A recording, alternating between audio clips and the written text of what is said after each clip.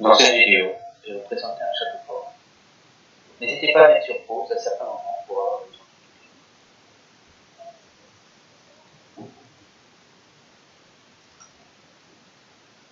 Voici un château fort du XIIIe siècle. Je vous ai mis une dizaine de mots de vocabulaire qui vous reconnaîtrez. Dans les diapos suivantes, nous allons revenir sur chacun de ces mots.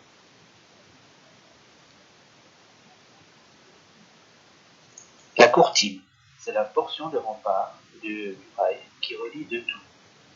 On verra tout à l'heure qu'en petit marché, ça s'appelle le chemin de ronde. Je vous ai mis la basse-cour, c'est la cour extérieure qui est protégée par les murailles d'un château. Lorsque le château fort était attaqué, c'est l'endroit où le seigneur invitait les paysans à se réfugier. Le pont de levée, c'est un pont mobile permettant en position levée de bloquer l'accès au château, et en position ouverte, le passage au-dessus des douves.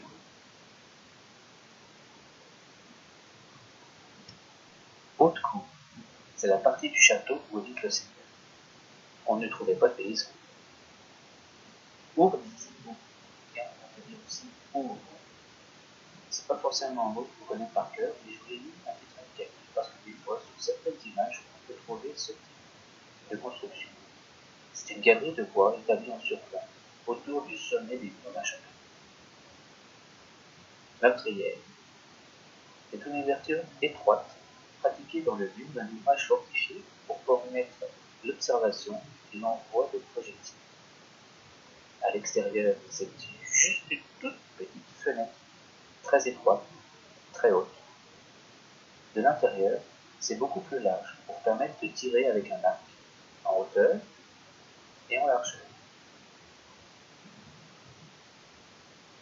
La chicoine, c'est une structure située en surplomb d'une tour ou d'une enceinte, permettant un tir ou le jet de projectiles vertical pour défendre le pied des fortifications.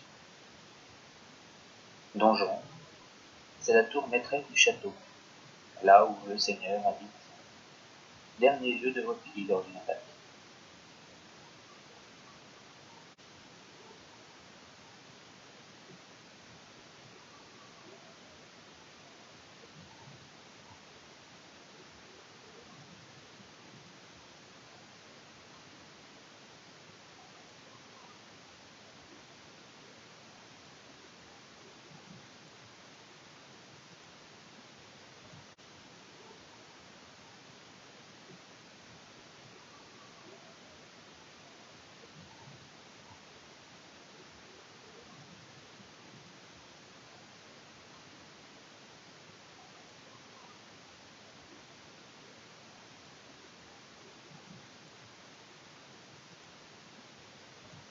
Douve, fossé large et profond, rempli d'eau, entourant le château. On y organisait des compétitions de canoë-kayak et de planche à voile. Non, je plaisante. C'est surtout un sacre entre les assauts. Échauguette, c'est la guérite placée en surplomb d'une muraille fortifiée d'une tour. Et enfin, le logis. Sur la petite photo, je vous ai mis un exemple de château fort d'un seigneur qui était pas si riche que ça. Il n'habitait pas dans un donjon, mais dans un logis. Sa famille, les chevaliers les plus fidèles, y étaient hébergés.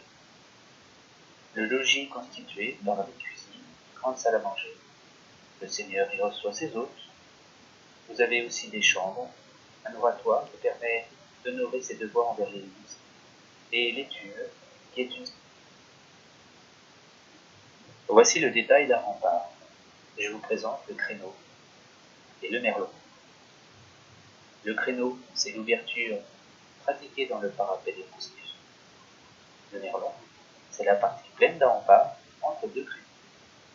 Vous avez qu'à suivre les flèches rouges et bleues pour comprendre.